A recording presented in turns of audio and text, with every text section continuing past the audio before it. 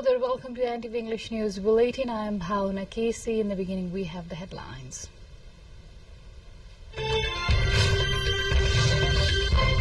Nepali Congress and UMO ink a deal to form a new coalition government, also to initiate constitution amendment process for what they say country's stubble. Major parties summoned their incumbents and secretariat meetings in the wake of recent political developments, meeting to chart out parties' strategies and action. The Supreme Court grants former President Trump partial immunity from criminal prosecution. Biden says ruling on Trump undermines rule of law. And Portugal and France progresses into the quarterfinals of Euro 2024.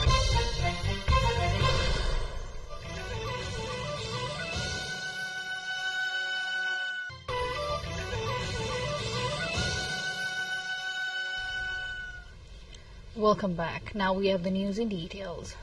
One of the allies of the ruling coalition, the CPNU-ML and the main opposition Nepali Congress, have inked a deal to form a new alliance. The leaders of the two parties, after holding marathon meetings since the past 2 days, decided to form a new government with few other decisions, including amending the constitution.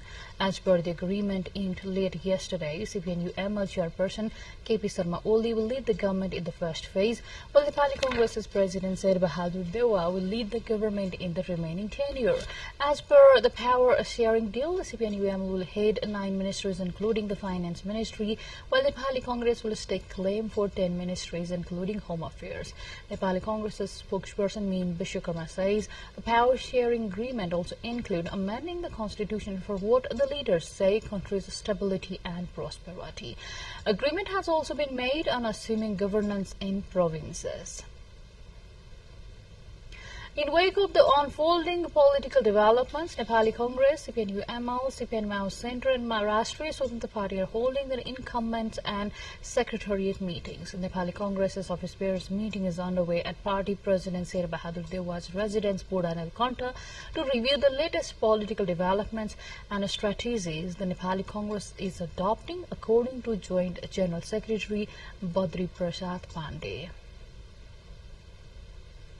Meanwhile, the CPNU-ML has also called its secretariat meeting to discuss the unfolding political developments at 3 p.m. today. The meeting is scheduled for 3 p.m. at Party Central Office, Chasal, Lalitpur, to dwell on the latest political developments and party's strategies and action.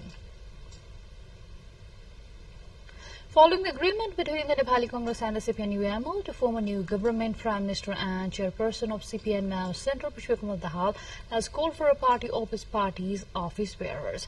The meeting is scheduled to take place at the Prime Minister's office in Balwatar. According to a party leader, Prime Minister Dahal is expected to discuss the situation and may resign from his post during the meeting. The current government, led by Prime Minister Dahal, is on the brink of collapse as the two largest parties in the parliament, Nepali Congress and UML, have decided to join forces to establish the new government.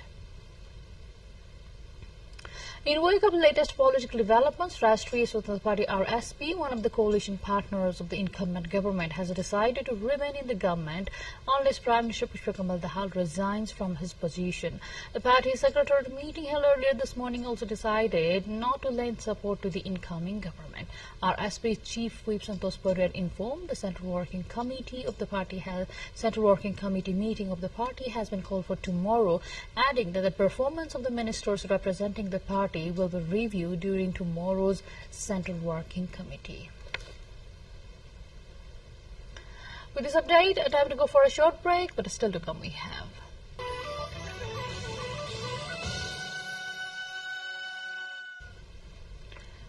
Welcome back now to the international updates. The United States Supreme Court has for the first time recognized that former presidents have immunity from prosecution for certain actions taken in office, as it threw out a judicial decision rejecting Donald Trump's bid to shield himself from criminal charges involving his efforts to undo his 2020 election loss. The ruling marked the first time since the nation's 18th century founding that the Supreme Court has declared that the former presidents may be protected from criminal charges in any instance. Meanwhile, Joe Biden has described as a dangerous precedent a Supreme Court ruling giving former President Trump partial immunity from criminal prosecution. The current U.S. president said the judgment undermined the rule of law and was a terrible disservice to Americans. Earlier, Trump hailed the court's decision as a big win for democracy. The U.S. and Panama have signed an agreement on immigration issues that aims to close the passage of illegal migrants through the Darien Gap, the Central American government announced on Monday. After Jose Raul Molino's inauguration as Panama's new president, Foreign Minister Javier Martinez-Aca signed an agreement with the U.S. Secretary of Homeland Security committing the Biden administration to cover repatriation costs for migrants entering Panama illegally via the Darien Gap. It said that under the Memorandum of Understanding, the U.S. would also support Panama with equipment, transportation, and logistics regarding foreigners found in violation of immigration laws of Panama. Panama is home to the Darien Gap, a mountainous rainforest region connecting South and Central America that has seen a rise in the number of migrants willing to risk their lives and safety to cross it. Delegations from Afghanistan and about 30 other countries have arrived in Doha to start a third round of United Nations sports talks on integrating the South Asian country into the international community. This is the first time the Taliban will be present at these talks. Zabihullah Mujahid, the spokesperson for Islamic Emirate of Afghanistan, will lead the Afghan delegation. The Taliban has also sent government officials responsible for banking, trade, and narcotics control. The UN says the talks are part of an ongoing process aimed at a future where Afghanistan is at peace internally and with its neighbors, fully integrated into the international community, and where it meets international obligations, including on human rights, particularly the rights of women and girls.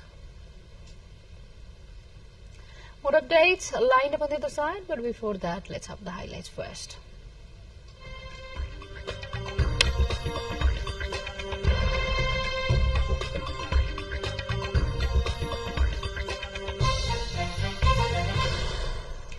A flight hit by a strong turbulence has made an emergency landing in Brazil with 30 people reportedly injured. The Air Europa Boeing 7879 Dreamliner was flying from Madrid to Montevideo when the mid-air incident happened, the airliner said. Flight UX045 was diverted to the airport of Natal in northeastern Brazil on its way to the Uruguayan capital, the Spanish company had said on X. It added that the passengers who suffered injuries were receiving attention. The plane, which had 325 passengers on board, ran into turbulence over the Atlantic. At least one person has died after Hurricane Beryl battered several countries in the Caribbean region. Thousands of people remain without power, living in temporary shelters in St. Vincent, Grenada, and St. Lucia. The hurricane was upgraded to a Category 5 as it moves east towards Jamaica. It is expected to hit Mexico by the end of the week.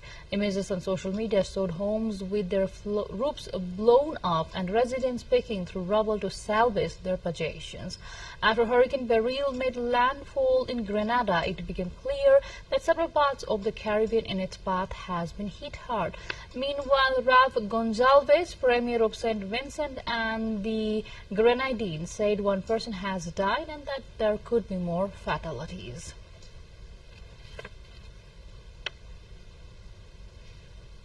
More updates line up on the other side, but before that, let's have the highlights first.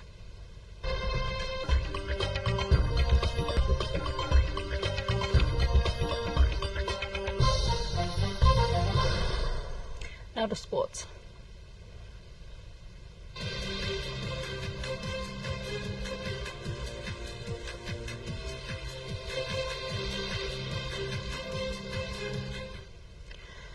Cristiano Ronaldo was left in tears after his penalty was saved in extra time, but Portugal still progressed to the quarter-finals of Euro 2024 following a dramatic shootout victory over Slovenia. Portugal superstar captain saw his penalty kept out by Atletico Madrid goalkeeper Han Oblak, and he was consoled by his teammates as fans chanted his name in the stands. But he recovered to score his country's first penalty in the shootout, where goalkeeper Diogo Costa saved all three kicks he faced before Manchester City's Bernardo Silva netted the winning kick. Eventually, Portugal's persistence paid off as Slovenia crumbled in the shootout, and Costa's heroics ensured Ronaldo's Euro dream continues. Portugal now plays France in the quarterfinals in Hamburg on Friday. A late own goal by Vertonghen sent France into the quarterfinals of Euro 2024 at Belgium's expense. Japan used to think skateboarding was a pastime for delinquents, but the country has grown into a global powerhouse in the sport and is expected to dominate at this month's Paris Olympics. Children as young as 6 can be seen jipping up ramps and grinding down rails at skate parks all over Japan, with instructors teaching tricks while parents wait patiently nearby.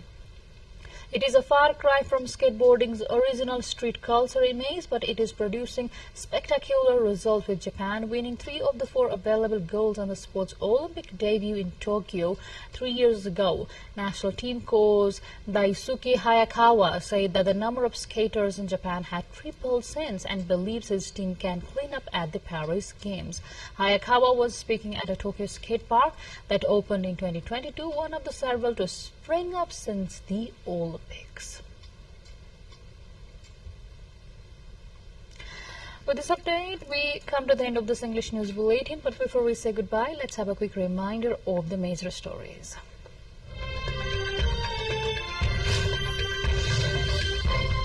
Nepal Congress and CPN UML inked a deal to form a new coalition government, also to initiate constitution amendment process for what they say country's stability.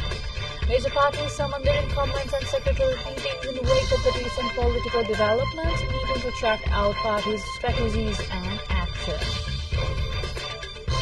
U.S. Supreme Court grants former President Trump partial immunity from criminal prosecution. Biden says ruling on Trump undermines rule of law. And Portugal and France progress into the quarterfinals of Euro. That's all we have in this edition of English News Bulletin. We shall see you again with next round of English Bulletin at 6 in the evening. Till then, have a great time ahead and do stay tuned with us. Namaste.